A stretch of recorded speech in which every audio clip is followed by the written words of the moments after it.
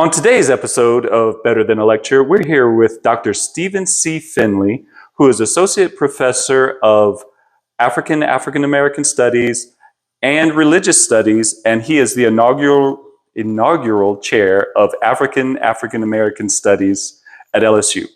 Dr. Finley, welcome to the podcast. And our first question for you is, can you define religion? What does religion mean? Good morning, Dwayne, and thank you for allowing me to be on your podcast. You start off hard and heavy. That's a challenging question, and it's actually a contested issue. So some scholars are going to argue that religion is just a linguistic category. There's nothing real behind the term, these words, these letters that spell religion. And that's a pretty big crowd in religious studies who argue that religion doesn't correspond to anything real in the world, that scholars create this category and then connect things to it. I'm not from that school. I actually think that what we call religion does point to something real in the world. But again, even that's contested.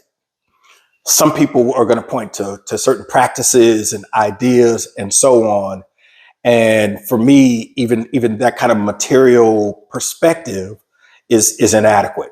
I should also say, Dwayne, that for some, defining religion is a problem.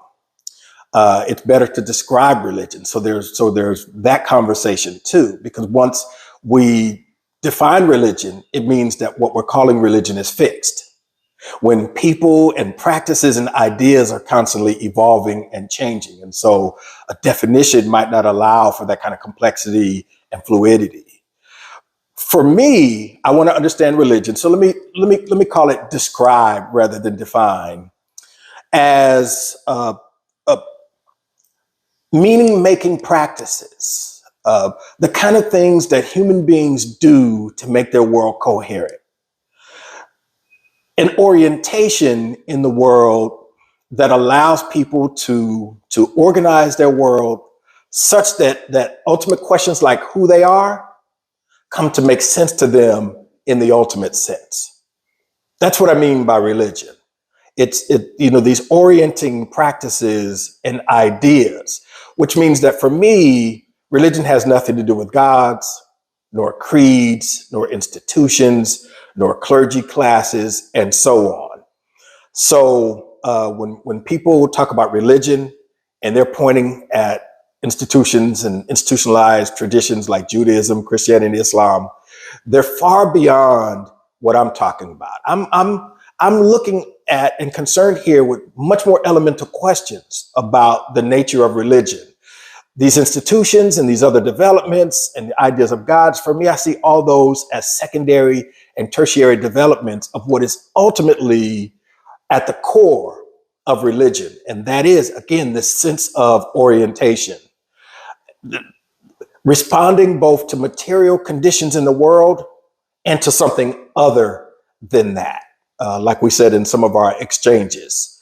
So everybody wants to know, what's the meaning of their life and how we got here and who we are and why people suffer. And all of these I want to understand as religious questions that are questions of orientation, that, again, are responses to material conditions, such as in African American religion, slavery, lynchings, and so on, but also the non-material. And this is what's different from how I want to think about theory of religion than many scholars, because I don't want to stop at the social and the historical.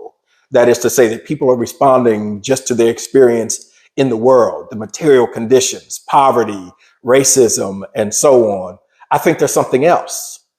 And that something else, Dwayne, I think is something non-material. In quantum realities, I think it begins to make sense in the sense that scientists are talking about a world that's fantastic, that's created through all kinds of observation and so on.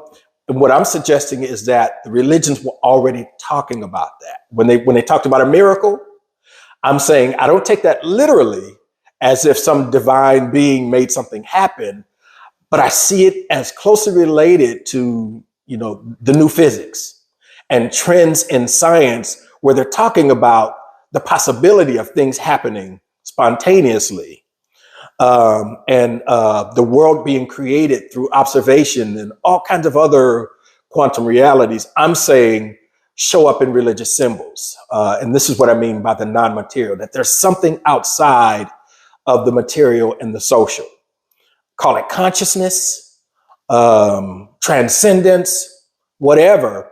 And so when I talk about theory of religion, and I enter theory of religion through African American religion, which is also an issue, right? Because we're talking about the particular, and African American religion is sometimes seen as derivative. And I'm saying, no, I center African American religion and culture in how I theorize religion, both at the point of material, that is social and historical realities, and at the non-material. So I know that was a lot to say to get at your question. What is religion? Or asking me to define religion, but that's really all background that I needed to lay out for you. Okay, thank you, sir.